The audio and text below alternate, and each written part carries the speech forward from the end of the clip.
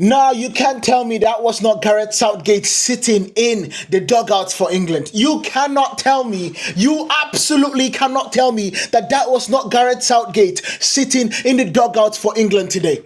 There's no way you can absolutely tell me. In fact, he was wearing the waistcoat and everything. There's no way you would tell me that that was not Gareth Southgate, because this is not Thomas Tuchel that we saw at Chelsea. This is not the way Thomas Tuchel won with well, let me actually back up, because that is exactly the way he won against Manchester City in that Champions League final.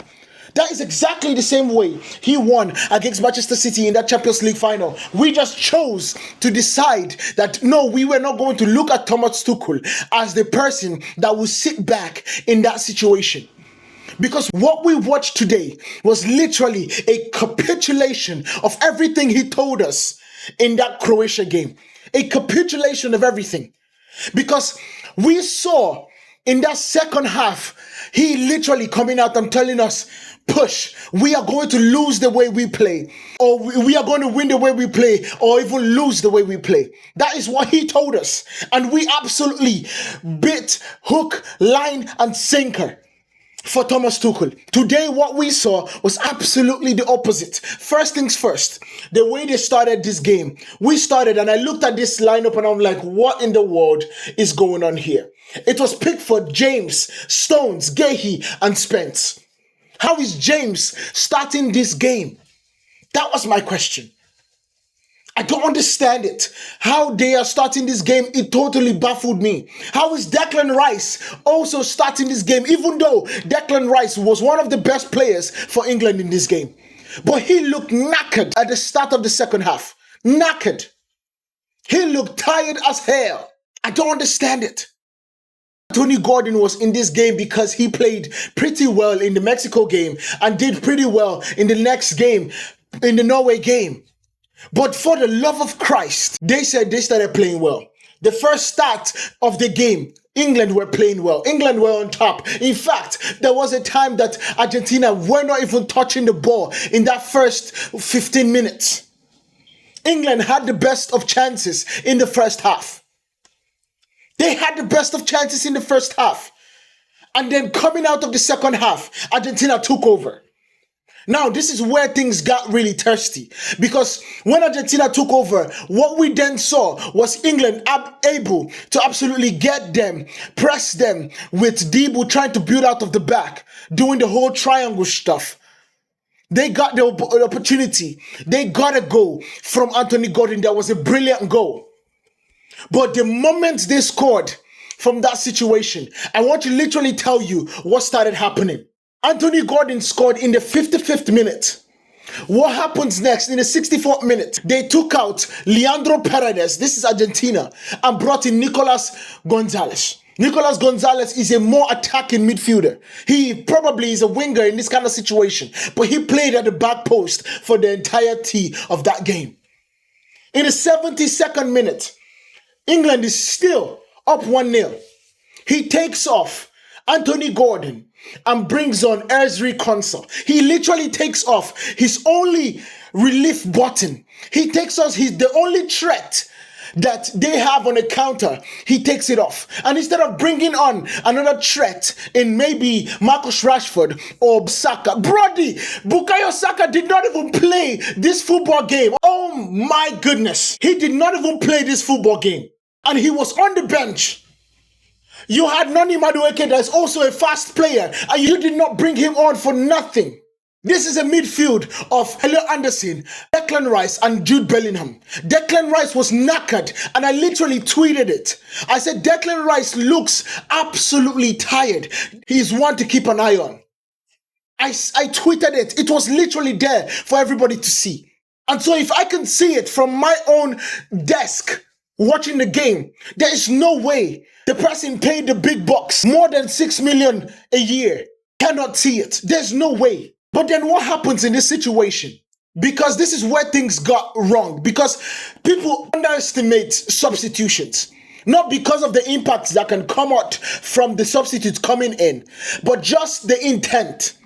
The intent alone in a substitution can absolutely make or break your team. The intent alone can make or break your team. Because when you take off Anthony Gordon, who just scored for you about 10 minutes ago, and you bring on Ezri Konsa, a defender, it tells every single Argentinian player and also the manager of Argentina that, look, we are shutting down shop. That is what it tells them. Now, if it had worked, I would give you praise. Would I be concerned? Absolutely. Because you cannot do that against Argentina, as we have seen, and you definitely cannot do that against Spain, because they will pass you out the block. So even if you had won this game with the same tactic, I would be like, not really sure. This is not the way it should have gone. But this is now, that substitution literally triggered.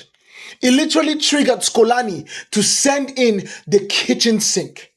Because 72nd minute, they brought on Rodrigo de Paul and took out Giuliano Simeone because he was not effective. What did he bring on Rodrigo de Paul for? For the crosses in the back post, for the ability to get a tall person in the back post, for the honesty of being able to do the dirty work just in case they get a breakthrough. The same moment, he brought on Goncalo Montiel and took out Molina because Molina was not putting in crosses. Molina was not going forward. Molina became a defensive right back, which is mind-blowing to me because I'm like, what in the world is going on there too?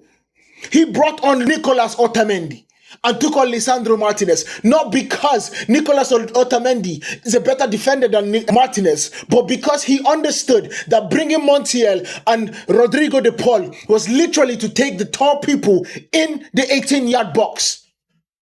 It was not a defensive substitution, even if it looked like it. It wasn't. And this is where the thing absolutely kicked off. Because he took out the other left back in Nicolas Tagliafico and brought on an attacker.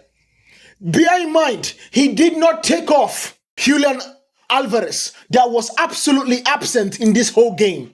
He did not take off Julian Alvarez. He literally played 3 attackers in that game. So what we had in that game at the 81st minute was Julian Alvarez, McAllister, Enzo Fernández, Messi. That is what he had in that situation. An attacking fullback, an attacking players every single where. Nicolas Otamendi, someone that can jump higher than the freaking gym in a basketball player. But this is what happened. Because at that time, they still was 1-0 up. At that time, England was still winning this game. 82nd minute, Rhys James is coming off. And you have an opportunity to show intent. Rhys James is coming up. This is the reason they fired Gareth Southgate. This exact thing is the reason they fired Gareth Southgate. Because Gareth Southgate was okay in sitting back against Italy. Gareth Southgate was okay in sitting back against Spain. And he lost both of them after taking the lead with Luke Shaw in the Euro finals. He sat back. He made defensive substitutions. He left on Declan Rhys to play with, was it Calvin Phillips or Kobie Mainoo in that situation? He took out players that were attacking, that were a relief point for the team, and put on defensive players. And in this particular moment, he had the opportunity to put the fear of God into Argentina. He took out Declan Rhys and Rhys James and brought on Dan Burn and Nikico Riley. 2 defenders. He took out an attacking fullback that literally did not have legs to do anything attacking wise. All he could do was defense. Took out Declan Rhys that had the ability to make passes. He took him out and brought on Nikico Riley and Dan Burn. Now this absolutely told the world, and including every single person and their grandmother that don't even watch football, that this man was trying to shut down shop. Because that is the same way he did against, that is exactly the same way he did against Mexico when it was 3-2 up.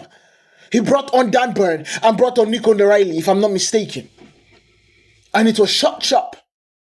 But unfortunately, Enzo Fernández found a way to absolutely bang the ball in the back of the net. Literally 3 minutes later. But now, in that particular situation, you are scrambling because it is literally 1-1. You are scrambling and you still do not make the right decision to go forward. You still allow Argentina to get the ball. Let me give you a stat that will blow your mind, guys. After Anthony Gordon scored the goal for England, had 12% possession to Argentina's 88. That is a sackable offense when you flipping have Kobie Mainoo on your bench that could literally get the ball and literally control the tempo. You have Kobie flipping Mainoo on your bench. You have Bukayo Saka on your bench. You have Noni Madueke on your bench. You have Marcus Rashford on your bench. And you did not bring on anybody to either control the ball, especially after Enzo Fernández scored. The first thing you should have done after they scored and before they played the kickoff was bring on Kobie Mainoo. Because you do not have Declan Rhys to control the tempo. You do not have any single person in that midfield that would be able to say, look, pass me the ball. I'm not scared of the moment. You don't have it. Anderson was on a yellow card after being punched in the head, by the way. After being punched in the head by Enzo Fernández. And that was not given any goddamn foul. Mind-blowing, man. It is truly mind-blowing. You wait literally 91st, 92nd, 93rd, 94th. The players come on in the 96th minute. This is literally 7 or 9 minutes extra time to play. You bring on Ivan Toney and Marcus Rashford. And you come out as posting and said, coaches or millions of coaches all over the world would say this after the fact. No, bro, when the game was going on, I was screaming it like as if you could hear me. I was screaming it. You had given up football to Argentina, a team that literally have given up so many goals. If you kept on playing, you would have scored another goal, and that might have just been sayonara for Argentina. It might have just been a sayonara for Argentina. For this starting 11, I don't understand where Morgan Rogers coming into this game meant anything. You played Morgan Rogers on the right-hand side. He is not a right-hand-sided player. For the love of God, even though he was the one that got the assist, he is not that guy. The reason you had Madueke in this team, the reason you brought speed stars is for this purpose exactly. It's for this purpose. When you absolutely cannot hold the ball, you have those people that would absolutely turn on the jets in behind. And because they know that you have those people in this team, all of a sudden, Tagliafico is worried. Should I go forward? Or should I stay back? Martinez is worried. Should I pass forward or move forward or inch forward? Because I know I got Marcus Rashford that would literally dust me and leave me looking at his tail lights. Same thing with Cuti Romero. Same thing with Molina. There's a reason Anthony Gordon was the one that scored in that particular situation. He was faster to the ball. So you had the right idea with Anthony Gordon. But for the love of God, Bukayo Saka is in the World Cup. Bukayo Saka is still able to play football. He finished the game for you last game. How you don't play Bukayo Saka? How you don't play Marcus Rashford? I have no idea. Because in this particular game, it should have been 2 speedsters on the flanks. I know Noni Madueke was absolutely abysmal in the first half against Norway. But this is a game that he absolutely should have started. This is a game that Marcus Rashford absolutely should have started. Take on the 1v1s. Take on your fullbacks, their fullbacks. Make them tired. Make them not have an opportunity to oh my goodness. It is so disappointing. You sacked Gareth Southgate for a winner. That is what the England FA thought they were doing. And the same reason that they get knocked out is the same reason you fired the last manager. At this point, you should have just kept Gareth Southgate. You should have. Now, he wouldn't have won this game. No doubt about that. So let's not revise history and say that Gareth Southgate would have won this game. Absolutely not. He wouldn't have one bit. In fact, he probably had lost it in the first half. But you did not give any margin of gap between two of you to prove that you are a winner in this particular situation. Because when it came to it, you failed woefully. You failed in the highest of fashions. You failed in what feels like, feels so bad for Bellingham. I feel so bad for Declan Rice. I feel so bad for Harry Kane. These are players that have played multiple minutes, 1,000 minutes this season and gave every single thing, especially Jude Bellingham. Never stopped running. And Tuchel cost England today.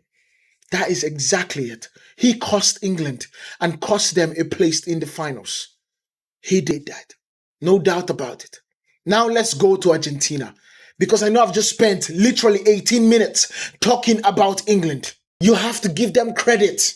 You have to give Argentina credit. They just never stopped playing against Egypt. They were 2-0 down and found a way to get it. Now, do I think they deserve that? Absolutely not. Do I think they was absolutely being favored? Absolutely yes. But they had to still score.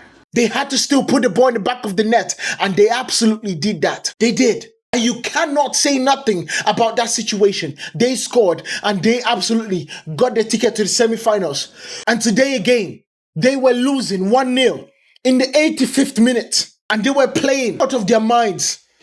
Messi was coming to the ball, finding opportunities, finding passes here and there. McAllister knocking at the door. Twice hit the post today. Twice got a good header on the ball, good connection. And it was saved by Jordan Pickford. When you knock at the door that many times, it opens up. Finally, it does. That is just the rule of thumb in football. You knock at the door so many times, the door would open up for you. And it did for Argentina. I remember, I'm trying to tell you guys again, in this particular game, and there's a moment Gordon scored. England had 12% possession and Argentina had 88% possession. And I need you guys to understand what the stats absolutely say in this situation. Total shots on goal was 15-5. England had 5 shots, Argentina had 15. Shots on target, England had 2, Argentina had 5. Touches in the opposition box. Lord of mercy. Lord of flipping mercy. England had 7 touches in the opposition box. Argentina had 28. That is 2 times the number. Big chances created. 1 for Argentina, 1 for England, and 3 for Argentina. Accurate passes today was 91 Argentina, 84 for England. Corners, 6 corners, 1 for England. This is a team that majority of them play in the champions in England. Oh my God, English Premier League. Set pieces is our bread and butter in English Premier League. And we couldn't even make Argentina fear for their lives on set pieces. We just couldn't. Tackles was 20 for Argentina, 14 for England. Interceptions, England had 9, Argentina had 6. Clearances, Argentina had 30. Now, this is where things get a little bit crazy. Fouls committed, 15. England had 11. They were not fighting, guys. Let's understand it. Thomas Tuchel did not put these players to fight. They fought against Mexico. They fought against Norway.